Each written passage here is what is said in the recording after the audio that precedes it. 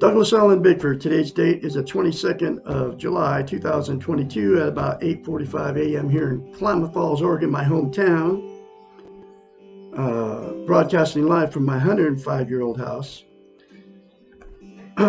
Klamath Falls, Oregon is the gateway to Crater Lake National Park, which is one of the 7 wonders of the world. You got to check it out. I am a self-taught psychiatrist. I am teaching you how to get healthy-minded. And it comes out of this book right here. And the very first thing you need to become healthy-minded is to attain and maintain self-esteem. And what self-esteem is, it's how you feel about yourself inside. It's also known as self-love, self-confidence, self-worth. You can think of self-esteem as this way. Most people don't even know what the 2 words even mean. But what it means is, self-esteem means is, we've all been in romantic relationships. When you first meet that person, that good feeling you have for that other person, you're bragging all your family friends, you're going to be soulmates, you're going to die together, you're never going to separate. What self-esteem is, that good feeling towards yourself. Dr. Susanna McMahon, where I've got all my training from, is a psychiatrist.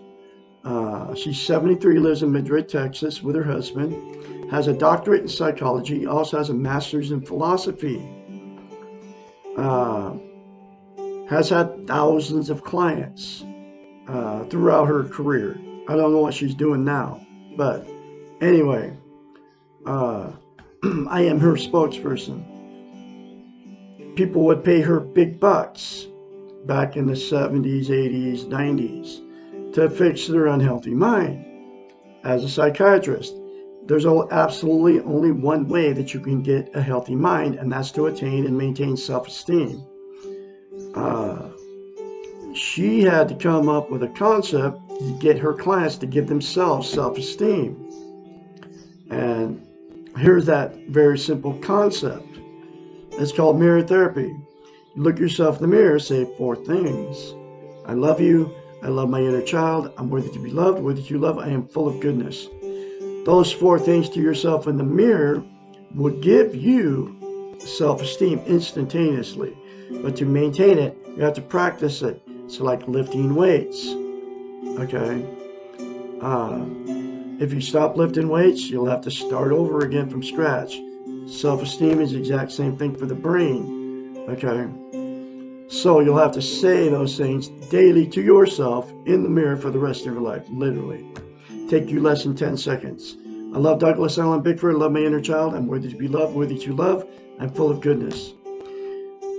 The more you say it, the more you believe it, and the more you feel it. The reason she came up with mirror therapy is because we cannot lie to ourselves in the mirror. It's a psychological event that happens in your brain. You can't say something you don't believe to yourself in the mirror. So that's why you can very easily get in front of the mirror and criticize. Either you say it out loud or you think it about yourself when you get in front of the mirror, especially when we get older. So the very first time you say it to yourself in the mirror, you're going to have to force yourself to do it, like I had to do it. The more you say it, the more you feel it, and the more you believe it. Okay. I'm the absolute only one teaching how to get self-esteem. I'm the absolute only one teaching self-esteem on the internet, television. In fact, it's a taboo subject. Every lesson in this book talks about how we've been trained and taught not to have self-esteem. She knew it as a psychiatrist and still knows it as a psychiatrist. Back then, they were using the churches, the televisions, the state governments. Now it's 1,000 times worse with the social media. So it's a taboo subject. The 2 words are taboo subjects. That's why nobody ever talks about it. You can't find anybody teaching it. nowhere, okay, how to get it. So I am the absolute only one teaching it. I'm the only one teaching you how to get it. I just told you how to get it. I'm the absolute only one telling you how important it is to have. I mean, and I'm the absolute only one telling you how simple it is. Here's why it's so vital that you have self-esteem and maintain it. You can't be content without it. What content means is you feel good about how, where, and what you are. It's also known as internal peace. There are 11 things that people are using to try to be content, to get internal peace. They are Facebook, YouTube, drugs, all the social media, drugs, alcohol, sex, gambling, television, food, religion, another person, material possessions, or money.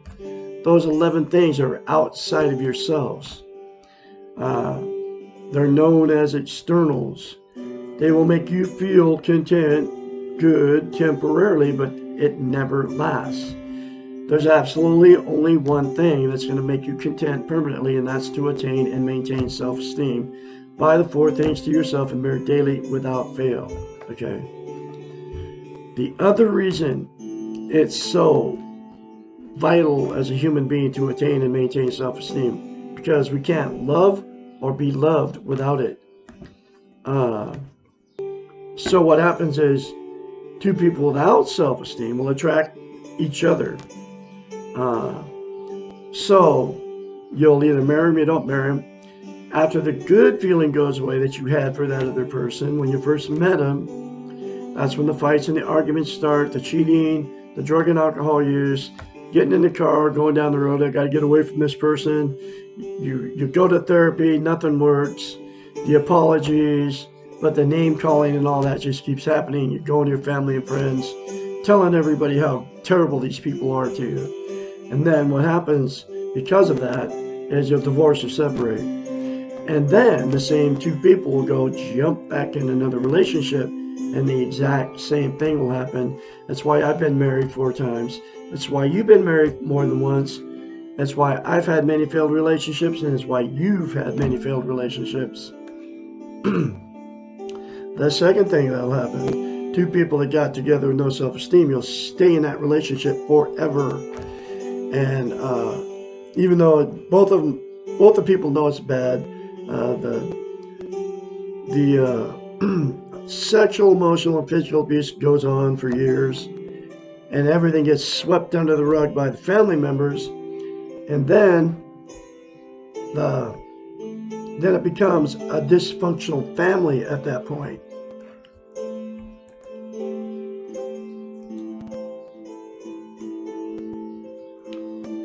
And dysfunctional families produce more dysfunctional families. So the same thing happens down the line. The children get into dysfunctional relationships.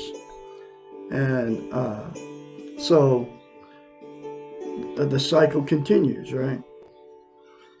And the very last thing that'll happen, actually, the reason that those people don't leave that relationship is they're being codependent to each other. They don't want to be a failure. They're afraid to leave. They can't be alone. And they don't want to be embarrassment to all their family and friends and church members. So they stay in it forever, the toxic relationship. And then the last thing that'll happen is the 2 that have been in many failed relationships and marriages or whatever will just exit out of the romantic scene and just go, I'm done. I can't find anybody to love me, and I can't find anybody to love, so I'm just not going to have anybody. And just live alone the rest of their lives. There's a lot of that going on too. So anyway, there's a cure for everything. Okay? All those relationships. If all the people involved say 4 things to themselves in the mirror daily for the rest of their lives, and then get this book and go through it. It's that simple, folks. And it will give you self-esteem, and you'll maintain self-esteem. And then because You can't be content without self-esteem, and you can't love or be loved without it. So you can fix your whole life by attaining self-esteem and getting this book, like I said, and go through the rest of the concepts. And that's why I'm very confidently spreading this message. It worked on me. I'm full of it now, okay? Self-confidence is one of the things of self-esteem. And that's why I'm going to continue to do this, because I have learned, and that's why I'm a self-taught psychiatrist. I can help you. I really can. So I'm going through this book one lesson at a time. Here's the next lesson.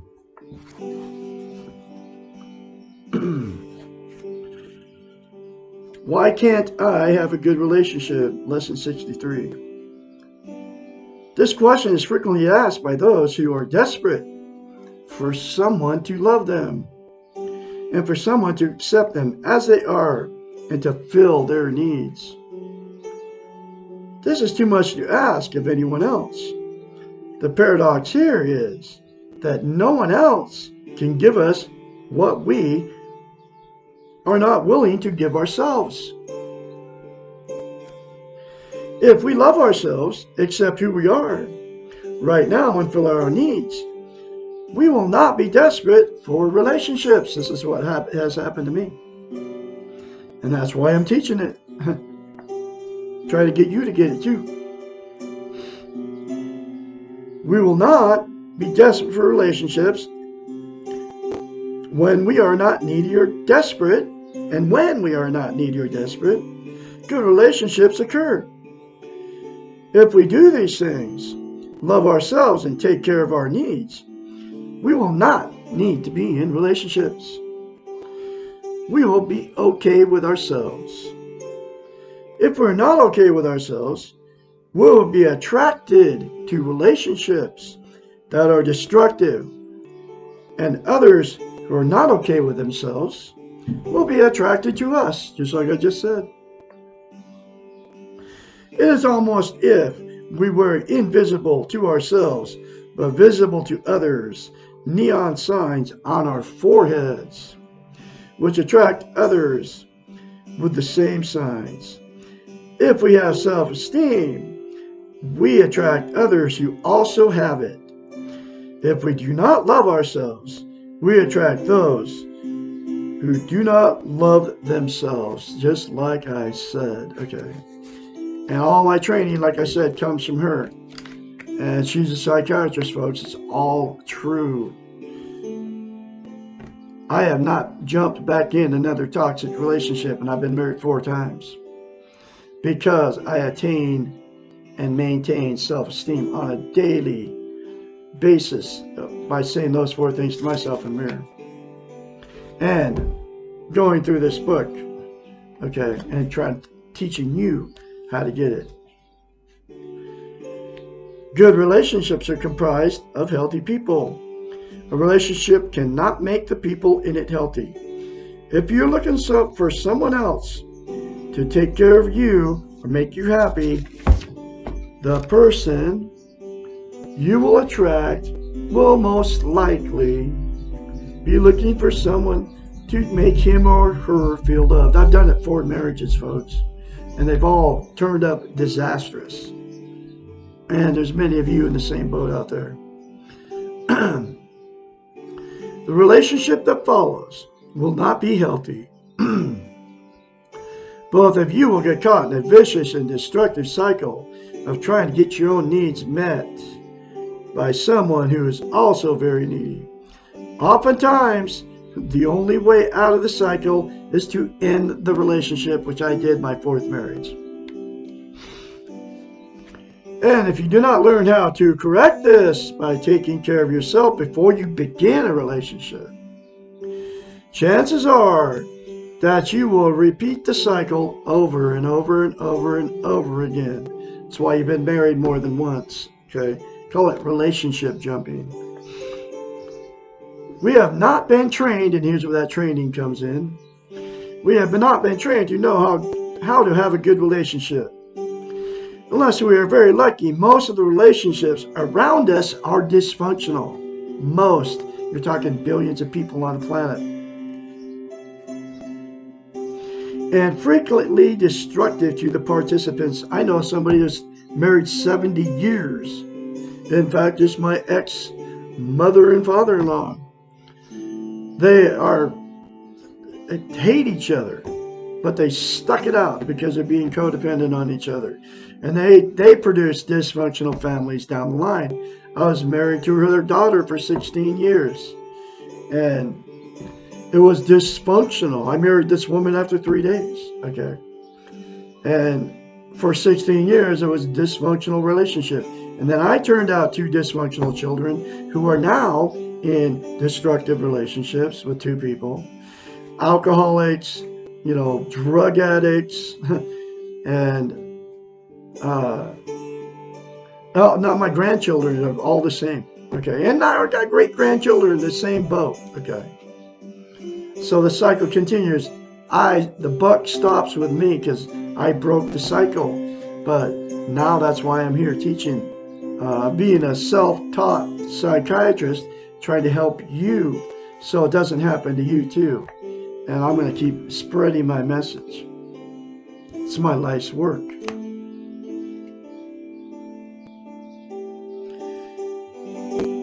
We have not been trained to know how to have good relationships. Unless we're very lucky, most of our relationships around us are dysfunctional and frequently destructive to the participants. My ex-wife, the very first one, she remarried somebody.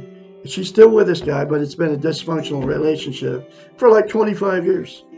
But she just swept it all under the rug. Just gets swept under the rug by everybody. Except for moi, but once you attain and maintain self-esteem, you won't be around discouraging people. I've had to get away from my own children because they're all discouraging to me. Our movies, our television, music, and fairy tales all foster the illusion and expectation that the perfect person will suddenly appear and we will fall madly in love and nothing else will matter.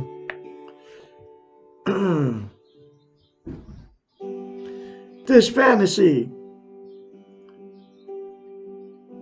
of relationship is similar to an addiction in that someone else will take us out of the reality of our life and everything will get better.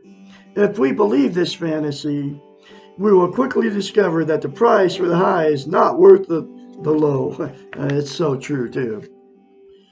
Every marriage was the same for me. All 4 of them. Bad relationships cost too much. They're emotionally draining and kill the spirit. Man, my spirit was killed for 38 years out of my life. Not no more. All addictions, including relationship addictions, are against the self. They stop us from functioning to the best of our abilities, and they detract us from the real business of life. They misuse our energies, and they kill our creativity. Having no relationship is better than having a dysfunctional one. Besides, there is no such thing as no relationship because we are having a relationship with ourselves. And that's me now. And it can be you too. Focus on this one. This is the only one you can control. It's the only one that results in change and that makes you balanced and centered. The only good reason to want a relationship with someone else is to share yourself with the other. If you begin the relationship by feeling less than worthy, less than deserving of love, how can you then expect the relationship to be better than what you are bringing into it? An analogy would be going into battle without weapons, without armor, without training, and expecting to win. Impossible. You are more than your relationships, and your relationships can never provide more than you are willing to give yourself. Period. I'm going to have another lesson for you tomorrow, folks. Lesson 64, why can't I fall in love with the right person? Y'all have a great day out there on this Friday. If you say 4 things to yourself in the mirror, you won't have to worry about going out and drinking and drugging tonight, because you won't want to destroy your body, your soul, and your mind with alcohol or drugs. Anyway, y'all have a great day out there. I can be your mentor when you start going through this change. You start saying 4 things to yourself in the mirror, folks, and you will change. I guarantee it. Y'all have a great day out there.